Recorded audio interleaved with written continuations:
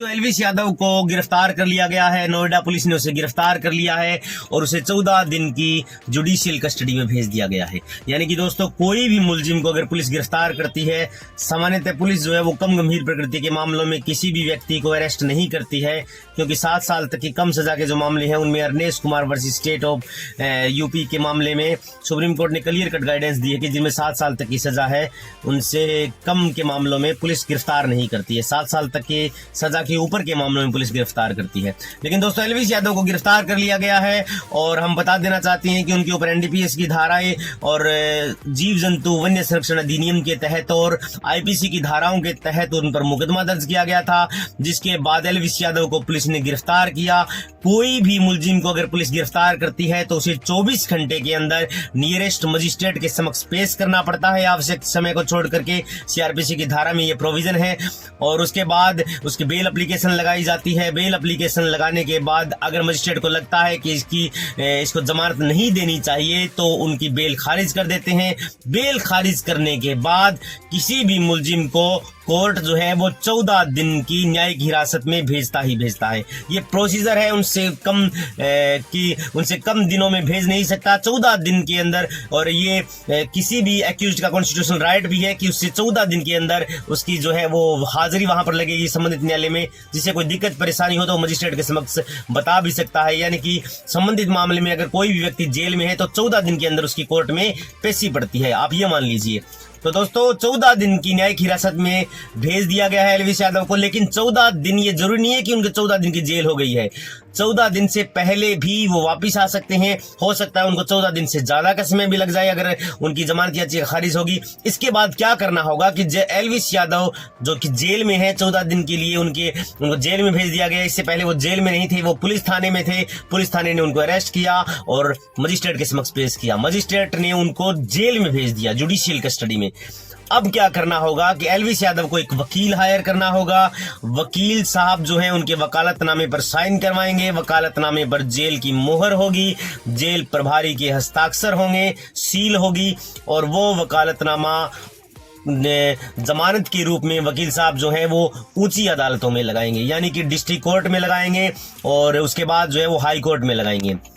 अब सवाल ये हो गया कि एलविस यादव की जमानत कब और कैसे होगी और कहां से होगी। तो दोस्तों, इन जो एनडीपीएस के जो मामले हैं, इनमें आजकल के जो प्रवृत्ति है, आजकल के जो समाज में इस प्रकार के नशे पते बहुत ज्यादा मात्रा में जो युवा जो है वो इस्तेमाल करते हैं। इसलिए कोर्ट क्या करती है कि इन मामलों में बहस पर ध्यान ही नहीं देती। एडवोकेट्स जो कहते हैं उनके गुण और अवगुण पर चर्चा ही करे बिना एडीजे कोर्ट या फिर लोअर कोर्ट जो है एनडीपीएस कोर्ट ही ये मामले सुनती है।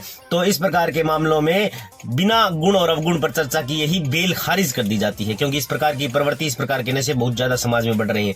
इसके बाद क्या करना होगा कि वो खारिज आदेश लेकर के वकील साहब को ऊंची अदालतों में लगाना होगा, यानी कि हाई कोर्ट में लगाना होगा।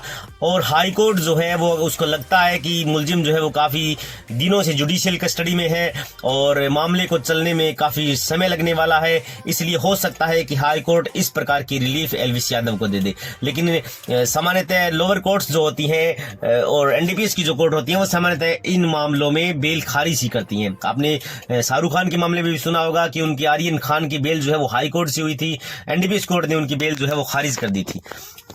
तो दोस्तों, मैं आपको बता देना चाहता हूं कि एनडीपीएस की धारा जुड़ने के बाद जब मुलजिम को पेश किया जाता है तो एनडीपीएस कोर्ट में ही उसकी बेल लगती है। हो सकता है उसको लोअर कोर्ट में पेश कर दिया गया हो, लेकिन उसकी बेल जो है वो एनडीपीएस कोर्ट में ही लगती है एनडीपीएस के मामलों में।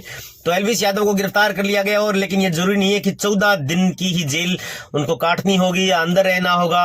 हो सकता है 14 दिन से ज्यादा का भी समय भी लग सकता है, हो सकता है 14 दिन से पहले भी आ सकते हैं। ये कोर्ट के विवेक पर डिपेंड है। कोर्ट किस व्यू से इस मामले को देखता है, कोर्ट के सामने जो फैक्ट है वो क्या है और न्यायालय जो है, माननीय न्यायालय क्या इस मामले में आदेश देता है, क्या उनको लगता है। तो डेफिनेटली दोस्तों, 14 दिन की न्यायिक हिरासत में भेजने का मतलब ये नहीं है कि 14 दिन की उनको जेल सुना दी गई है। वो पहले भी बाहर आ सकते हैं और बाद में भी बाहर आ सकते हैं। नोएडा पुलिस ने विभिन्न धाराओं के तहत मुकदमा दर्ज किया था। उसके बाद जांच के लिए नोएडा पुलिस ने एलविस यादव को बुलाया। इसमें 5 अन्य लोग भी इस प्रकरण में शामिल हैं। पूरा मामला मैं आपको बता देता हूं कि रेव पार्टी का आयोजन किया गया था नोएडा के होटल में, जहां पर 5 कोबरा, वहां पर 1 अजगर और कुछ रेड स्नैक्स भी बरामद किए गए थे। उनके जहर को नशे के रूप में इस्तेमाल किया जा रहा था। तमाम जो लोग हैं इनमें 5-6 लोगों के नाम शामिल हैं, जिनकी अभी रिसेंटली गिरफ्तारी का अभी कोई सूचना आई नहीं है, लेकिन इसमें मुख्य आरोपी जो हैं वो एल्विस यादव को बताया जा रहा है। एल्विस यादव मशहूर यूट्यूबर और बिग बॉस के विजेता है, इसीलिए ये बार बार भी एल्विस यादव जो है वो आपराधिक प्रकरणों में या फिर विवादित एक चेहरा आप इनको बोल सकते हैं, जो बार बार विवाद में रहते हैं। अभी रिसेंटली उनका मैक्सटन के साथ विवाद हुआ था, जो यूट्यूबर है, उनके साथ मारपीट की थी। उसके बाद में इन्होंने माफी भी मांगी, सॉरी भी बोल दिया था। इनके ऊपर आईपीसी की धारा 323, 341 के भी मुकदमे दर्ज हैं। इसलिए दोस्तों एल्विस यादव ये 14 दिन की इनको जुडिशियल कस्टडी में भेज दिया गया है। अब इसके बाद जमानत का प्रोसेस होगा। अब पुलिस का रोल खत्म हो चुका है जमानत के मामले में। अब जो है प्रोसिक्यूशन यहाँ जो पब्लिक प्रोसिक्यूटर है वो हो सकता है इनकी बेल का विरोध करे, लेकिन एल्विस यादव जो है वो अब एक वकील हायर करके रिसेंटली अभी बेल के लिए अप्लाई कर सकते हैं और रिलीफ ले सकती हैं हाई कोर्ट से। तो थैंक यू दोस्तों।